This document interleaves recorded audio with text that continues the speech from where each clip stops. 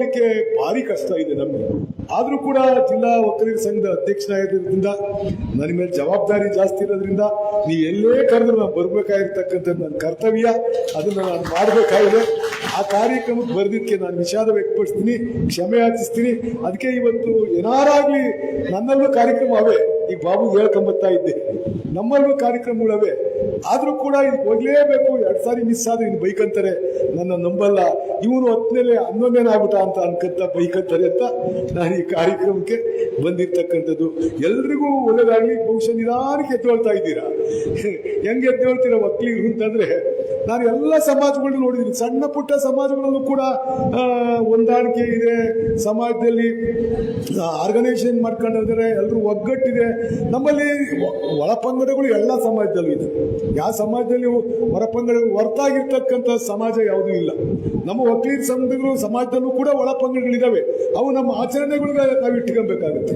ನಾವು ಒಕ್ಕಲಿಗರು ಅಂತ ಒಂದು ಹೋರಾಟ ಮಾಡ್ತಕ್ಕಂಥ ಸಂದರ್ಭದಲ್ಲಿ ನಾವೆಲ್ಲರೂ ಒಂದೇ ಅನ್ನೋ ಭಾವನೆಯನ್ನ ಇಟ್ಕೊಂಡು ಹೋರಾಟ ಮಾಡಲಿಲ್ಲ ಆದ್ರೆ ಬಹುಶಃ ನಾವು ಮುಂದೆ ಬರಲಿಕ್ಕೆ ಸಾಧ್ಯ ಆಗಲ್ಲ ಅಂತಕ್ಕಂಥದ್ದನ್ನ ನಾವು ಇನ್ನೂ ಇದೇ ಸ್ಥಿತಿಲಿರೋದೇ ಒಂದು ದೊಡ್ಡ ಉದಾಹರಣೆ ಅಂತಕ್ಕಂಥದ್ದನ್ನ ನಾನು ಈ ಸಂದರ್ಭದಲ್ಲಿ ಹೇಳಕ್ ಬರ್ತೀನಿ. ನಾನು 2000 ಇಸ್ವಿಲಿ ಜಿಲ್ಲಾ ಪಂಚಾಯತಿ ಸದಸ್ಯನಾಗಿದ್ದೆ. ಮಲ್ಲಿಕಾರ್ಜುನಪ್ಪ ಅಂತ ಹೇಳ್ಬಿಟ್ಟು ನಮ್ಮ ಒಕ್ಕಲಿಗರು ಮಧುಗಿರಿಯಿಂದ ಒಬ್ಬರು ಜಿಲ್ಲಾ ಪಂಚಾಯತ್ ಸದಸ್ಯರಾಗಿದ್ರು, ನನ್ನ ಜೊತೆಲಿ ಬಂದಿದ್ರು. ನಾನು ಅವ್ರದ್ದು ಮಾತಾಡ್ತಾ ಹೇಳಿದೆ, ಅಣ್ಣ ಹೊಸಣ್ಣ ಈ ಸರಿ ಎಷ್ಟು ಕೆಟ್ಟ ಅನುಭವ ಆಗ್ಬಿಡ್ತು ನನಗೆ ಅಂದರೆ, ಚುನಾವಣೆಗೆ ಹೋದಾಗ ನಾನು ಲಿಂಗಾಯತರ ಮನೆಗೆ ಓಟ್ ಕೇಳಕ್ ಹೋದೆ. ಅವ್ರ ಅಂತಂದಿರಿ ಇಬ್ರು 7 ಎಕರೆ ಜಮೀನಿಗೆ ಕಿತ್ತಾಡ್ಕೊಂಡು ಹೈಕೋರ್ಟ್ ತಕ ಹೋಗಿದ್ರು. ನಾನು ಫಸ್ಟ್ ಅಣ್ಣನ ಮನೆಗೆ ಹೋದೆ. ಅಣ್ಣ ಓಟ್ ಹಿಂಗೆ ಎಲೆಕ್ಷನ್ ನಿಂತಿದ್ದೀನಿ, ಓಟ್ ಹಾಕ್ಬೇಕು ಅಂತಂದ್ರು. ಅಣ್ಣ ಮಲ್ಲಿಕಣ್ಣ ನಿನಗೆ ಹಾಕ್ತಲ್ಲ, ಇನ್ನು ಯಾರಿಗೆ ಹಾಕೋಣ, ಹಾಕ್ತಿರೋ ಹೋಗು ಅಂತಂದ್ರು. ಅದು ಮುಗಿಸ್ಕೊಂಡು ತಮ್ಮನ ಮನೆಗೆ ಬಂದೆ. ಪಕ್ಕದಾಗೆ ಒಂದೇ ಕಾಂಪೌಂಡಲ್ಲಿ ಇದ್ರು. ತಮ್ಮ ಬಂದು ಕೇಳ್ದ, ನಮ್ಮ ಅಣ್ಣನ ಮನೆಗೆ ಹೋಗಿದ್ರೆ ಏನು ಹೇಳಿರು? ನಿಮ್ಮ ಅಣ್ಣ ಒಪ್ಕೊಂಡವ್ರು. ಹಂಗಾರೆ ನಮ್ಮ ಅಣ್ಣ ಒಪ್ಕೊಂಡಾಗ ನನ್ನ ಯಾಕೆ ಕೇಳ್ತೀವಿ, ಹೋಗೋಣ ನಾನು ಹಾಕ್ತೀನಿ ಅಂತ ಹೇಳ್ಬಿಟ್ಟು ಕಳಿಸಿವ್ರೆ. ಇನ್ನೊಬ್ಬ ಅದೇ ಥರ ನಮ್ಮ ಅಣ್ಣ ನಮ್ಮ ಕಮ್ಯುನಿಟಿ ಮನೆಗೆ ಹೋಗಿವ್ರಿ. ಫಸ್ಟ್ ಅಣ್ಣನ ಮನೆಗೆ ಹೋಗಿವ್ರೆ. ಅಣ್ಣ ತಮ್ಮರಿಬ್ರು ಚೆನ್ನಾಗವ್ರೆ, ಏನು ಕಿತ್ತಾಟ ಇಲ್ಲ, ಮೇಲ್ನೋಟಕ್ಕೆ ಭಾರಿ ಚೆನ್ನಾಗವ್ರೆ. ಅಣ್ಣನ ಮನೆಗೆ ಹೋಗವ್ರೆ, ಅಣ್ಣನ್ ಕೇಳವ್ರೆ ಹಾಕ್ತೀನಿ ಹೋಗೋಣ ಅಂದವ್ರೆ. ತಿರ್ಗಾ ಅಣ್ಣನ ಹಾಕ್ತೀನಿ ಅಂದಾಗ ತಿರ್ಗಾ ತಮ್ಮನ ಮನೆಗೆ ಹೋಗಿವ್ರಿ. ತಮ್ಮನ ಮನೆಗೆ ಹೋಗಿ ಕೇಳೋರು ಓಟ. ನಮ್ಮ ಅಣ್ಣ ಏನು ಹೇಳ್ದ, ನಿಮ್ಮ ಅಣ್ಣ ಹಾಕ್ತೀನಿ ಅಂತ ಒಪ್ಕೊಂಡವ್ರು. ಆ ಮಿಂಡ್ರು ಬಿಟ್ಟಿನ ತಗೊಳ್ಳಿ ಹಾಕ್ಸ್ಕೊ ಹೋಗು. ನಮ್ಮ ಒಗ್ಗಟ್ಟು ಎಷ್ಟು ಚೆನ್ನಾಗಿದೆ ಅಂತಂದ್ರೆ, ಅಂತಂದಿರೇ ನಾವು ಅವ್ನು ಕಂಡ್ರು ನಮ್ಗಾಗಲ್ಲ, ಕಂಡ್ರು ಅವನಿಗಾಗಲ್ಲ ಅನ್ನೋ ಮನೋಭಾವ ಇಟ್ಕೊಂಡಿರ್ತಕ್ಕಂಥವ್ರು ನಾವು ಈ ಸಮಾಜದಲ್ಲಿ ಮುಂದೆ ಬರ್ಲಿಕ್ಕೆ ಸಾಧ್ಯ ಆಗುತ್ತಾ ಅಂತ ನಮಗೆ ನಾವು ಕ್ವಶನ್ ಮಾಡ್ಕೋಬೇಕಾಗುತ್ತೆ. ನಾವು ತಪ್ಪಿ ಯಾರು ಅರ್ಜಿ ಹಾಕೊಂಡು ಈ ಸಮಾಜಗಳಲ್ಲಿ ಹುಟ್ಟಲ್ಲ, ಹುಟ್ಟಿದೀವಿ. ಆದ್ರೆ ಈ ಸಮಾಜಕ್ಕೆ ಏನಾದ್ರು ಮಾಡ್ತಕ್ಕಂಥ ಕೆಲಸವನ್ನ ನಾವು ಮಾಡಬೇಕು. ಅಟ್ಲೀಸ್ಟ್ ನನ್ನ ಕೈಲಿ ಮಾಡಕ್ ಆಗ್ಲಿಲ್ಲ, ಯಾವನೋ ಒಬ್ಬ ಮಾಡ್ತಾ ಇರ್ತಾರೆ, ಅವನಿಗೆ ಪ್ರೋತ್ಸಾಹ ಕೊಡ್ತಕ್ಕಂಥ ಕೆಲಸ ಮಾಡಬೇಕು. ನಾವೇನ್ ಮಾಡ್ತೀವಿ, ಪೆಟ್ಟಿಗೆ ಹಿಡಿತ ನಿಂತ್ಕೊಂತೀವಿ, ಅರ್ಧ ಟೀ ಕುಯ್ತೀವಿ. ಈ ನನ್ನ ಮಗ ಬಾರಿ ಓಡಾಡ್ತಾ ಅವ್ನ ಕಡೆ, ಒಕ್ಲಿಗ ಅನ್ಕೊಂಡು ನನ್ನ ಮಗನ್ ಏನಾರು ಮಾಡ್ಬೇಕಣೆ ಅಂತ ಪ್ಲಾನ್ ಆಗ್ತಾ ಇರ್ತೀವಿ. ಅವನ್ನ ಕಾಲೇಜಕ್ಕೆ ಇದು ನಾವು ಮಾಡ್ತಕ್ಕಂಥ, ಇದನ್ನ ಬಿಡ್ಬೇಕು. ನೀವು ಬದುಕಿ ನಾವು ಬದುಕೋಣ ಅಂತಕ್ಕಂಥದ್ನ ಈ ಸಮಾಜದಲ್ಲಿ ಎಲ್ಲರೂ ಕೂಡ ಬದುಕನ್ನ ಕಟ್ಕೊಳ್ತಕ್ಕಂಥ ನಿಟ್ಟಿನಲ್ಲಿ ನಾವು ಪ್ರಯತ್ನಗಳನ್ನ ಮಾಡಿ ಮಾತ್ರ ನಾವು ಮುಂದೆ ಬರ್ಲಿಕ್ಕೆ ಸಾಧ್ಯ ಆಗುತ್ತೆ. ಇನ್ನು ಒಕ್ಕಲಿಗ ಸೇರ್ ಬಗ್ಗೆ ಮಾತಾಡಿದ್ರು. ನಾನು ಅಧ್ಯಕ್ಷ ಆದ್ರೆ ಅದನ್ನ ಹೋದ್ರೆ ಬ್ರಹ್ಮಾಂಡ ಭ್ರಷ್ಟಾಚಾರ ಐತೆ ಅದ್ರೊಳಗೆ. ನಾನು ಒಕ್ಕಲಿಗ ಅಂತ ಹೇಳ್ಕೊಳಕ್ಕೆ ನನಗೆ ನಾಚಿಕೆ ಆಗುವಷ್ಟು ವ್ಯವಸ್ಥೆಯನ್ನು ಅಲ್ಲಿ ಮಾಡಿರ್ತಕ್ಕಂಥದ್ದು. ನೋಡಿ, ನಮ್ಮ ವೀರಣ್ಣಗೌಡ್ರು ಗೊತ್ತಾ ನಿಮ್ಗೆ? ಗೊತ್ತಿರಲ್ಲ ಅಂತ ಕಾಣಿಸುತ್ತೆ. ಮಾಜಿ MLA ಅವರು, ನಮ್ಮ ತಾಲೂಕಲ್ಲಿ ಮಾಜಿ MLA. ನಾವೆಲ್ಲ ಅಲ್ಲಿ ಹೋರಾಟ ಮಾಡಿ ಅವ್ರನ್ನ ಗೆಲ್ಸಿದ್ದಂಥದ್ದು. ಯಾರು ಅದರ್ಸ್ ಗೆಲ್ಲಕ್ಕೆ ಆಗಲ್ಲ ಅಂದಾಗ ನಾವು ಅಲ್ಲಿ ಅವ್ರನ್ನ ಏನಾರ ಮಾಡಿ ಗೆಲ್ಲಿಸ್ಬೇಕು ಅಂತ ನಾನು ಈ ರಾಜಕಾರಣಿಗಳು ಕಂಡ್ರೆ ಹುಟ್ಟು ಲೋಫರ್ ನನ್ನ ಮಕ್ಕಳು ಅಂತ ಬೈಕಲ್ಲಿ ಕೂತ್ಕೊತಿದ್ದೆ. ನಾನೇ ವಿಧಿ ಇಲ್ದೇನೆ ನಮ್ಮ ಅಪ್ಪಂಗೆ ಸೀಟ್ ಕೊಡ್ಲಿಲ್ಲ ಅಂತ ಏನಾರ ಮಾಡಿ ಸರ್ ಗೆಲ್ಲಿಸ್ಲೇಬೇಕು ಅಂತ ವೀರಣ್ಣಗೌಡರು ನಿಲ್ಸ್ಕೊಂಡು ಗೆಲ್ಲಿಸ್ತು. ಎಲ್ಲರೂ ಒಗ್ಗಟ್ಟಾಗಿ ನಿಂತ್ಕೊಂಡು ಗೆಲ್ಲಿಸ್ತು. ಅಂತರ್ ಮಗ ಅಲ್ಲಿ 6 ಅಂಗಡಿ ತಾಂಡವ್ರಿ, 24,000 ರೂಪಾಯಿ, 24 ಲಕ್ಷ ಇದುವರೆಗೂ ಅದಕ್ಕೆ ಅವನು ಬಾಡಿಗೆ ಕಟ್ಟಬೇಕು. 1 ರೂಪಾಯಿ ಬಾಡಿಗೆ ಕಟ್ಟಿಲ್ಲ. ಇದೇ ತರ ಅಲ್ಲಿರ್ತಕ್ಕಂಥ ಡೈರೆಕ್ಟರ್ಗಳೆಲ್ಲರೂ ಅದೇ ಆಗಿದ್ದಾರೆ. ನಾನು ಹೋದ್ಮೇಲೆ ಗಲಾಟೆ ಮಾಡಿ ಇದುವರೆಗೂ ಅಲ್ಲಿ ಬತ್ತಿದ್ದು ಬಾಡಿಗೆ ಎಷ್ಟು ಅಂದ್ರೆ, ಹನುಮಂತರ ಹೆಪ್ಪರೆ 1,29,000 ಬಾಡಿಗೆ ಬತ್ತಿದ್ದು. ಮೊನ್ನೆ ನಾನು ಎಲ್ಲ ಕೂತ್ಕೊಂಡು ಕರೆದು ಏನೇನೋ ಮಾಡಿ ಒಂದು ಆಸ್ತಿ ಐತಿ, ಅದನ್ನು ಹೇಳ್ತೀನಿ ಮುಂದೆ. ಎಲ್ಲಾದ್ರೂ ಕರೆದು ಮಾತನಾಡಿ ಸೆಟ್ರೇಟ್ ಮಾಡಲೇಬೇಕು ಅಂತ ಎಲ್ರಿಗೂ ಕೂಡ ನಾನು ರೇಟ್ ಫಿಕ್ಸ್ ಮಾಡಿದೆ.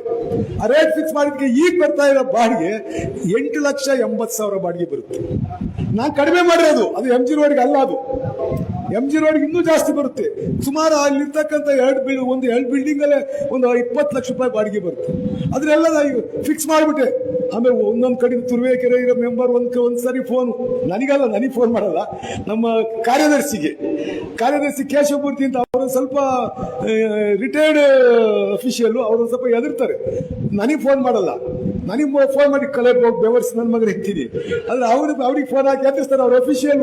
ಅವ್ರು ಫೋನ್ ಹಾಕಿದಾಗ ಇವ್ರು ನನಗೆ ಫೋನ್ ಹಾಕೋದು, ಸರ್ ನೀವು ಸುಮ್ನಿರಿ, ನಾನು ಸಬ್ಜೆಕ್ಟ್ ಮಾಡ್ತೀನಿ ಸುಮ್ನಿರಿ, ಅವನಾರ ಫೋನ್ ಹಾಕಿ ಕೇಳಿ ಅಧ್ಯಕ್ಷ ಕೇಳಿ ಅಂತ ಹೇಳ್ತಾ ಇದ್ದೀನಿ.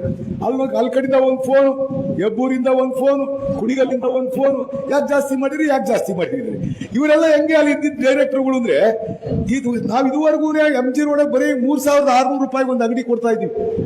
ಅಂಗಡಿ ಬಾಡಿಗೆ 3600 ರೂಪಾಯಿ, 3600 ರೂಪಾಯಿ ಅವ್ರಿಗೆ ಕೊಡೋದು, ನಾನು 10,000 ನಾನು ಇಸ್ಕೊಳ್ಳೋದು. ಇದು ನಾವು ಒಕ್ಕಲಿಗರು ಈ ಸಮಾಜ ಕಟ್ತಕ್ಕಂಥ ಪರಿಸ್ಥಿತಿ ಹೆಂಗಿದೆ ಅಂತ ಅನ್ನೋದನ್ನ ನೋಡಿದ್ರೆ ನನಗೆ ನಾಚಿಕೆ ಆಗುತ್ತೆ.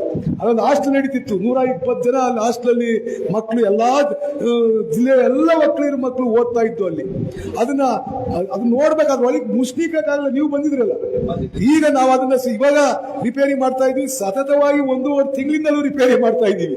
ಏನಾದ್ರೂ ಮಾಡಿ ಅಲ್ಲಿ ಹಾಸ್ಟೆಲ್ ಮಾಡಬೇಕು ಅಂತ ಹೇಳ್ಬಿಟ್ಟು ಅದನ್ನ ರೆಡಿ ಮಾಡ್ತಕ್ಕಂಥ ಕೆಲಸವನ್ನ ಮಾಡ್ತಾ ಇದ್ದೀವಿ. ಅದ್ರ ಜೊತೆ ನಾನು ಮೊನ್ನೆ ಮುಖ್ಯಮಂತ್ರಿಗಳ ಈ ವಿಚಾರ ಪ್ರಸ್ತಾಪ ಮಾಡಿದೆ. ಅವಳು 2 ಕೋಟಿ ರೂಪಾಯಿ ಸ್ಯಾಂಕ್ಷನ್ ಮಾಡಿಕೊಟ್ಟವ್ರೆ, ಒಂದು ಲೇಡೀಸ್ ಹಾಸ್ಟೆಲ್ ಕಟ್ಟಬೇಕು ಅಲ್ಲಿ ಅಂತ ಹೇಳ್ಬಿಟ್ಟು.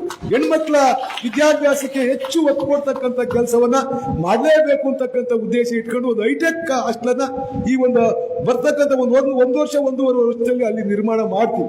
ಹೆಣ್ಮಕ್ಳಿಗೆ ಹೆಚ್ಚು ಓದ್ಲಿಕ್ಕೆ ಅವಕಾಶ ಮಾಡಿಕೊಡ್ತಕ್ಕಂಥ ಕೆಲಸವನ್ನ ನಾವು ಮಾಡಬೇಕಾಗಿದೆ. ಅದಕ್ಕೋಸ್ಕರ ಒಂದು ಹೈಟೆಕ್ ಹಾಸ್ಟೆಲ್ ನಾವು ಕಟ್ತೀವಿ. ಈಗ ಮುಖ್ಯಮಂತ್ರಿಗಳು 2 ಕೋಟಿ ರೂಪಾಯಿ ರಿಲೀಸ್ ಮಾಡಿದ್ದಾರೆ.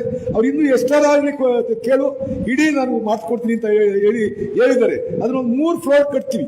ಸುಮಾರು ಒಂದು 250-300 ರೂಮ್ಗಳು ಆಗತಕ್ಕಂಥ ರೀತಿಯಲ್ಲಿ ಇಡೀ ಜಿಲ್ಲೆ ಒಳಗೆ ಎಲ್ಲ ಹೆಣ್ಮಕ್ಳು ಕೂಡ ಅಲ್ಲಿಂದಲೇ ತೊಂದರೆ ಆಗ್ಬಾರ್ದು. ಇವತ್ತು ಎಂತ ಪರಿಸ್ಥಿತಿಯಲ್ಲಿ ನಾವಿದೀವಿ ಅಂದ್ರೆ ಎಲ್ಲ ಪರ್ಸೆಂಟೇಜ್ ಮೇಲೆ ಸೀಟ್ ಸಿಗ್ತಕ್ಕಂಥದ್ದು, ಹೆಣ್ಮಕ್ಳು ಹಾಸ್ಟೆಲ್ಗಳಿಗೆ ಹಾಕ್ಯಂತವೆ.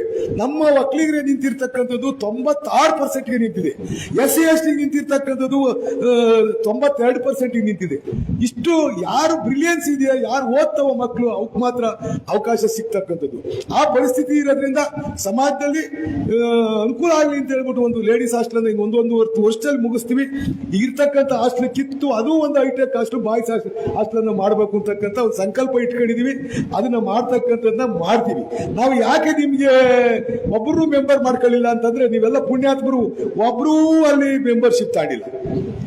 ನೀವು ಮಧುಗಿರಿ, ಪಾವಗಡ, ಕೊರಟಗೆರೆ ಇಷ್ಟು ತಾಲೂಕಿನಲ್ಲಿ ಒಬ್ಬರು ಹುಡುಕಿರೋ ಒಬ್ರು ಮೆಂಬರ್ ಇಲ್ಲ. ಸಿರಾದಲ್ಲಿ ಮಾತ್ರ 2 ಅವ್ರೆ. ಅವರಿಬ್ಬರು ಹಾಕಿದ್ರು, ನಾನೇ ಹೇಳಿ ಒಬ್ಬನು ವಾಪಸ್ ತೆಗಿಸ್ತೆ. ನಾನು ಮುಂದಿನ ದಿನಗಳಲ್ಲಿ ಎಲ್ಲ ತಾಲೂಕು ಲೆವೆಲ್ ಎಲ್ಲ ಬರ್ತೀನಿ, ನಾನು ಬರ್ತೀನಿ. ನನಗೆ ಫ್ರೀ ಆದಂತ ಸಂದರ್ಭದಲ್ಲಿ ಎಲ್ಲ ತಾಲೂಕು ಲೆವೆಲ್ ಬರ್ತೀವಿ. ನಿಮ್ಗೆಲ್ಲ ಮೆಂಬರ್ಶಿಪ್ ಕೊಡ್ತಕ್ಕಂಥದ್ದನ್ನ ಮಾಡ್ತೀವಿ. ಮೆಂಬರ್ ಆಗಲಿ, ಅಟ್ಲೀಸ್ಟ್ ಒಬ್ಬೊಬ್ಬರು ಈ ವ್ಯವಸ್ಥೆ ಒಳಗೆ ಕೆಲಸ ಮಾಡ್ತಕ್ಕಂಥದ್ದು ಭಾರಿ ಕಷ್ಟ ಇದೆ. ನಾನು ಇದು ಒಳಗೆ ಸೇರ್ಕೊಂಡಿದ್ರೆ ಇನ್ನೊಬ್ಬ ಹತ್ರಕ್ಕೆ ಬರಬಾರ್ದು, ಹಂಗೆ ಮೇಂಟೈನ್ ಮಾಡ್ತೀವಿ ನಾವು ಸ್ವಾರ್ಥಿಗಳೇ ತುಂಬಿರ್ತಕ್ಕಂಥ ಸಮಾಜ. ನಾನು ಈ ಹಿಂದಿದ್ದಂತ ಅಧ್ಯಕ್ಷರಿಗೆ ಹೇಳಿದೆ, ಎಲ್ಲಾರ್ಗು ಕೊಡ್ರಿ, ಯಾರಾಗ್ಲಿ ಪ್ರೀತಿಯಿಂದ ಬಂದ ಮೆಂಬರ್ ಆಗ್ಲಿ ಅಂತ ಹೇಳ್ಬಿಟ್ಟು 21,000 ಜನ ಅರ್ಜಿ ಹಾಕಿದ್ರು. 21,000 ಜನಕ್ಕೂ ಕೊಡುವಂತ ಕೂತ್ಕೊಂಡೆ ನಾನು. ಅದಕ್ಕೆ ಕೋರ್ಟ್ಗೆ ಹೋದ್ರು, ಕೋರ್ಟ್ ಕಚೇರಿ 6 ವರ್ಷ ಕೋರ್ಟ್ ಕಚೇರಿ ತಿರುಗಿದೀವಿ. ಆ ಲಕ್ಕಪ್ಪರ್ ಮಗ ಒಬ್ಬವನೇ, ಅದು ಯಾಕೆ ಹುಟ್ಟಿನೋ ಗೊತ್ತಿಲ್ಲ. ಲಕ್ಕಪ್ಪರಿಗೆ ಪಾಪ, ಲಕ್ಕಪ್ಪರ್ ಗೊತ್ತಾ ನಿಮ್ಗೆ, MP ಆಗಿರಲ್ಲ, ಅವ್ರ ಮಗೊಬ್ಬ ಅವನೇ ದೇವು ಅಂತ ಹೇಳ್ಬಿಟ್ಟು ಅವರೊಂದು ಹೊಸದಾಗಿ 27ನೇ ಇಸ್ವಿ ಒಂದು ಸಂಘ ಮಾಡ್ಬಿಟ್ಟು ಒಕ್ಕಲಿಗ ಹಾಸ್ಟೆಲ್ ಸಂಘ ಅಂತ ಮಾಡ್ಬಿಟ್ಟು ಅದನ್ನ ರಿಜಿಸ್ಟರ್ ಮಾಡ್ಬಿಟ್ಟು ಅವನ ಅದ್ರ ಒಂದು ಕೋರ್ಟ್ಗೆ ಹಾಕಿ ಕೂತವನೇ. ನಮ್ಮಲ್ಲೆಲ್ಲ ಬರೀ ಇವೇ ಆಗಿರ್ತಕ್ಕಂಥದ್ದು. ನಾವೆಲ್ಲ ನಾನೇ ದೊಡ್ಡನು, ಯಾರು ದೊಡ್ಡರಲ್ಲ ಈ ಸಮಾಜದಾಗೆ.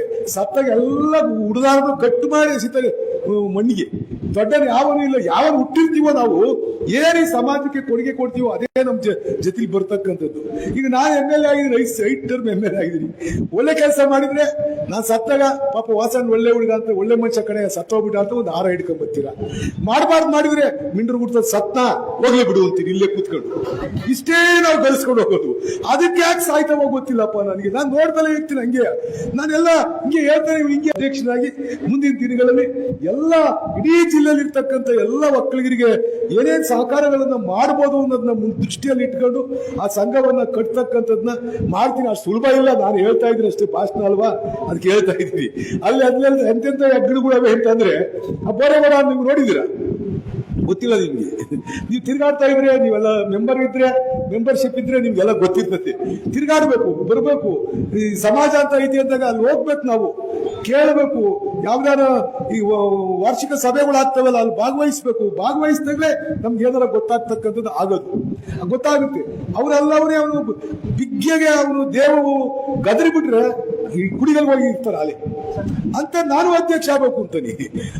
ಹಂಗೆ ಆ ಪರಿಸ್ಥಿತಿಲಿ ಇರ್ತಕ್ಕಂಥದ್ದು. ನಿಮ್ಮೆಲ್ಲರ ಸಹಕಾರದಿಂದ ಮುಂದಿನ ದಿನದಲ್ಲಿ ನಾನು ಬರ್ತೀನಿ.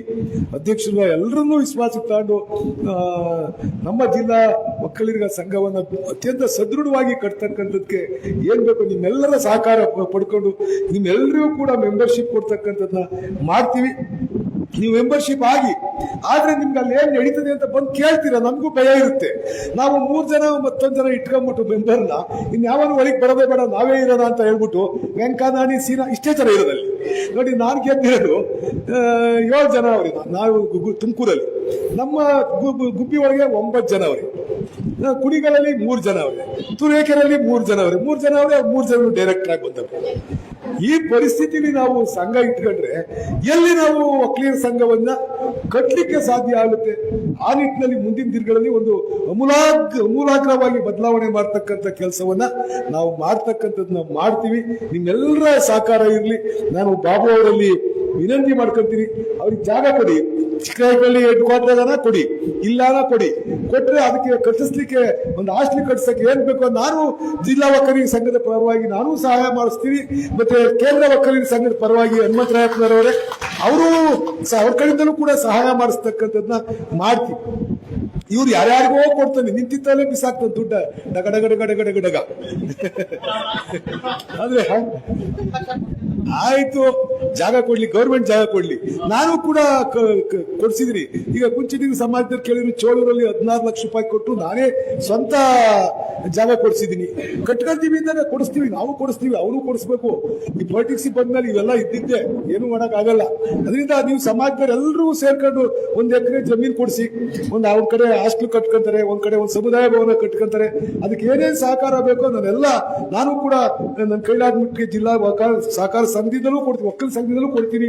ನನ್ನ ಸ್ವಂತ ಹಣದಿಂದಲೂ ಕೂಡ ನಿಮ್ಗೆ ಸಹಾಯ ಮಾಡ್ತಕ್ಕಂಥದ್ದನ್ನ ಮಾಡ್ತೀನಿ. ನೀವು ಕೂಡ ಮಾಡಿ, ಪದೇ ಸೇರ್ಕೊಳ್ಳಿ, ಎಲ್ಲರೂ ಸೇರ್ಕೊಂಡು ಮಾತಾಡಿ. ಇವತ್ತಿಲ್ಲಿ ಮುಗಿಸಿ ಹೋದರು ಇನ್ನು ಮುಂದಿನ ವರ್ಷ ತನಕ ತಿರುಗಿ ನೋಡ್ಬೇಡಿ. ಅವನ ಕಾಲ ಇವ್ರು ಹಿಡ್ಕೊಳ್ಳಿ, ಇವನ್ ಕಾಲ ಅವ್ನು ಹಿಡ್ಕೊಂಡು ಎಲ್ಲರೂ ಹೋಗಿ ಅವಳ ಬಾಯಿ ಬಿದ್ದುಬಿಡಿ. ಇದೇ ಆಗ್ತಾ ಇರ್ತಕ್ಕಂಥದ್ದು ನಮ್ಮ ಸಮಾಜದಲ್ಲಿ. ಅಟ್ಲೀಸ್ಟ್ ಯಾವನೋ ಏನೋ ಮಾಡ್ತಾರೆ ಅಂತ ಅಂದ್ರೆ ನೀವು ಉರ್ದುಂಬಿಸಿ. ನನ್ನ ಕೈಯಲ್ಲಿ ಕಾಸು ಖರ್ಚು ಮಾಡಕ್ ಆಗಲ್ಲ. ಬಾಯ್ಲಿ ಒಳ್ಳೆ ಮಾತಾಡಕ್ ಏನಾಗೈತೆ? ದೇವ್ರು ಬಾಯಿ ಕೊಟ್ಟಿರೋದು ಯಾಕೆ? ನೀವು ಹೆಂಗ್ ಬೇಕಾದ್ರೂ ಉಪಯೋಗಿಸ್ಕೊಬಹುದು.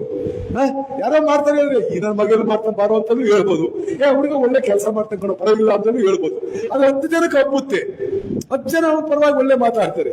ಅವಾಗ ತಾನೇ ಅದು ಅವರು ಒಳ್ಳೆ ಸದೃಢವಾಗಿರ್ತಕ್ಕಂಥ ಸಮಾಜ ಕಟ್ಟಲಿಕ್ಕೆ ಒಂದು ಅವಕಾಶ ಆಗುತ್ತೆ. ಆ ನಿಟ್ಟಿನಲ್ಲಿ ಎಲ್ಲರೂ ಪ್ರಯತ್ನ ಪಡಿ, ಎಲ್ರಿಗೂ ಒಳ್ಳೆದಾಗಲಿ ಅಂತ ಹಾರೈಸಿ ನನ್ನ ಮಾತು ಮುಗಿಸ್ತೀನಿ.